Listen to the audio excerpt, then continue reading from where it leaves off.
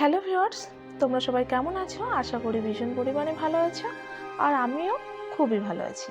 তো আজকে ভাবলাম তোমাদের সঙ্গে সকালটা শেয়ার করা যাক। এমনিতেই সকালবেলা খুব একটা সময় হয় না, তো আজকে ভাবলাম স্কুলও নেই মেয়ের, তাহলে আজকে সকালটা তোমাদের সঙ্গে শেয়ার করব। তো দেখতেই পাচ্ছ এখানে আমি ঘুম থেকে সকালে উঠে গেছি, আর প্রথমেই কিন্তু জামা কাপড়গুলো মেশিনে দিয়ে দিচ্ছি এগুলো কাচার জন্য। আর হ্যাঁ, তো মেশিনটা অন করা হয়ে গেছে, এদিকে জামা কাপড়গুলো কাচা হোক, বাকি কাজগুলো এবার আমি করে নেব।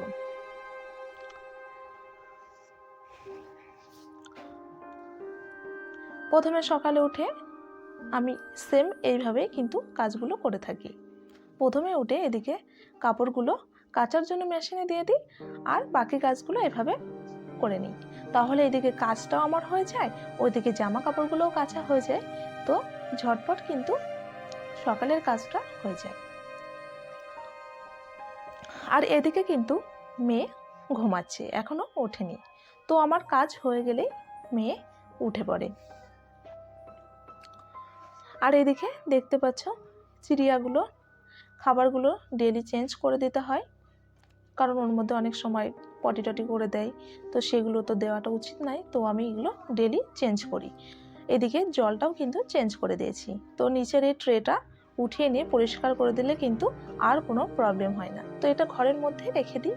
আর এদেরকে কিন্তু মাম্মা ভীষণ পরিমাণে ভালোবাসে, আমিও ভালোবাসি, আর তার পাপা তো আরও বেশি ভালোবাসে। তো সেটা দেখতে দেখতে দেখে নাও এদিকে কিন্তু টিভিটাও মুছে নিচ্ছি। টিভিটা কিন্তু আমি সপ্তাহে 2 দিন মুছি, ডেলি তো মোছা হয় না, এতটা টাইমও পাওয়া যায় না সকালবেলা।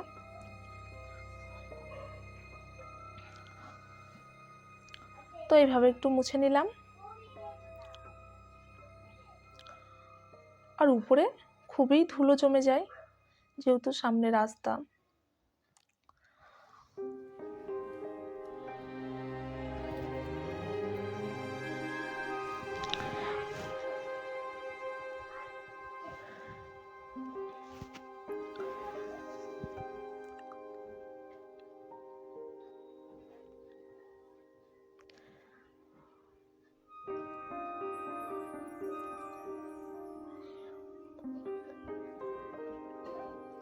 এটা আমার মোছা হয়ে গেল।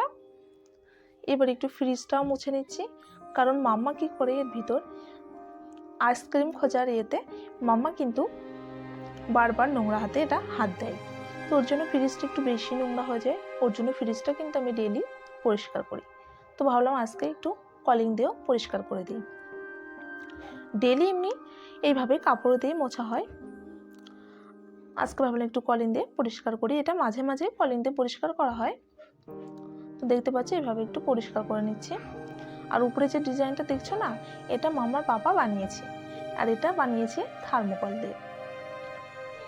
এটার উপরও একটু ধুলো জমেছে, সেটা আমি পরিষ্কার করে নেব। আর এটার ভিতর থেকে কিন্তু জলটা বার হয়, আর এটা যে কেউ দেখেই বলে এটা পাথরের, তো মোটে এটা পাথরের নয়, এটা তার পাপা থার্মোকল দিয়ে বানিয়েছে। এটাও একদিন তোমাদের সঙ্গে শেয়ার করব। এটাও মোছা হয়ে গেল, আর এটা দেখে কিন্তু সবাই বলেছে খুবই সুন্দর। এবার পোছাটাও দিয়ে দিচ্ছি। আর আমি হাত পোছাই বেশি ব্যবহার করি, কারণ আমার মনে হয় হাত দিয়ে এটা পরিষ্কার করলে বেশি ভালো হয় ফ্লোরটা, তো আমি হাত দিয়ে পরিষ্কার করে নিই। আর সকালবেলা তো একদমই টাইম পাওয়া যায় না, এত পরিমাণে কাজের চাপ বেড়ে যায়, আর স্কুল থাকলে তো আরও বেশি কাজের চাপটা বেড়ে যায়। তো ওর জন্য আজকে ফিরে আছি, তাই ভাবলাম সকালটা তোমাদের সঙ্গে শেয়ার করা যাক, সেই জন্য কিন্তু বসে গেছি। এদিকে কিন্তু কাজটা সেরে আমার স্নান করাও হয়ে গেছে। আর এদিকে কিন্তু মাম্মা এখনো ওঠেনি, মাম্মা কিন্তু এখনো ঘুমাচ্ছে।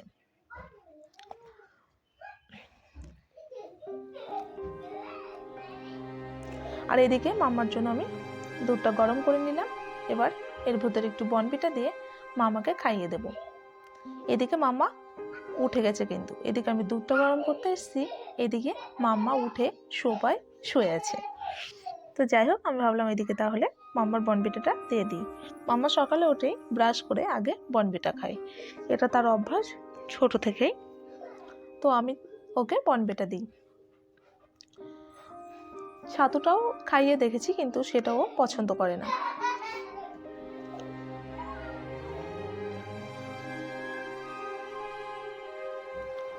আর বিশেষ করে ঘর যাওয়ার সময় ট্রেনের ভিতরে যদি বনবিটা না পাই, মাম্মা কিন্তু ভীষণ পরিমাণে কান্না করে, কারণ ওর ডেলি অভ্যাস বনবিটা খাওয়া, ওর জন্য বনবিটা খাওয়ারই লাগবে।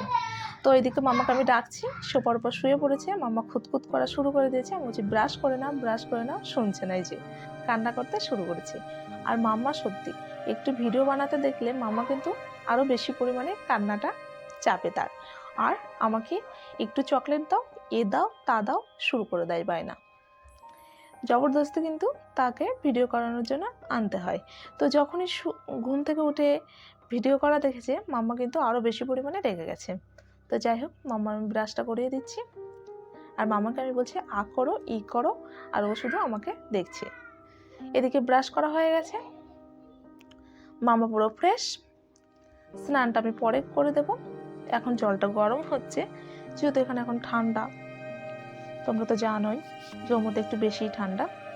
অত বেশি ঠান্ডাও নেই, তবু নর্মাল জলে স্নান করা যাবে না। তো এদিকে গরম হচ্ছে জলটা, এদিকে মামাকে একটু ক্রিম মাখিয়ে দিলাম।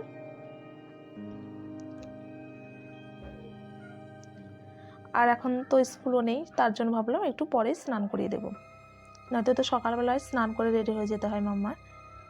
তো যাই হোক, এদিকে কিন্তু আমার জামা কাপড়গুলো কাচা কমপ্লিট হয়ে গেছে।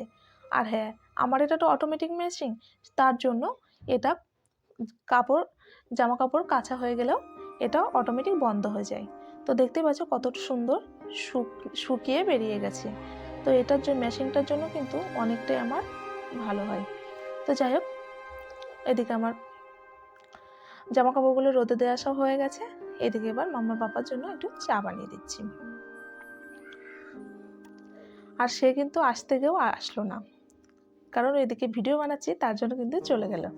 যাই হোক, এদিকে চাটা বানিয়ে নিচ্ছি, এবার নাস্তাটাও বানিয়ে নেব।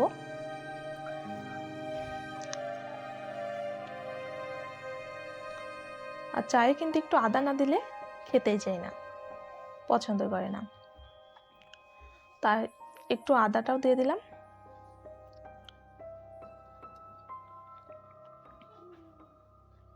আর এদিকে মাম্মা বনবিটাটা খাওয়া হয়ে গেছে, আর এদিকে বলতে শুরু করেছে আমাকে আইসক্রিম দাও, আমাকে আইসক্রিম দাও, ডেলি ডেলি আইসক্রিমের বায়না। তো কালকে দেখেছিলে বাজারে গেছিলাম, আইসক্রিম নিয়ে এসছি, তো সেটাই ফ্রিজের মধ্যে আছে। আমার পাশে আসছে আর বলছে মাম্মা আমি আইসক্রিম খাবো, সকালে একটু দেখি একটু চেটে রেখে দেবো, একটু চেটে রেখে দেবো। তো আমি মাম্মাকে ভীষণ পরিমাণে বকা দিচ্ছিলাম, সকালে উঠে কেউ আইসক্রিম খায় না, পরে তুমি আইসক্রিমটা খাবে, কিছু খাবে তারপর খাবে। শুনছিলই না, আমাকে শুধু ঝামেলা করছে। তো দেখতে পাচ্ছ এদিকে কিন্তু নাস্তাটাও আমার বানিয়ে নেওয়া হয়ে গেছে। তো আজকের সকালটা কেমন লাগলো অবশ্যই কিন্তু কমেন্ট বক্সে জানিয়ে দেবে। বাকি কাজগুলো দেখাতে পারিনি, আরও কাজ কিন্তু করে নিয়েছি। যাই হোক, আর আমার চ্যানেলটি সাবস্ক্রাইব করে না থাকলে প্লিজ সাবস্ক্রাইব করে দেবেন। আজকের মতো টাটা, বাই।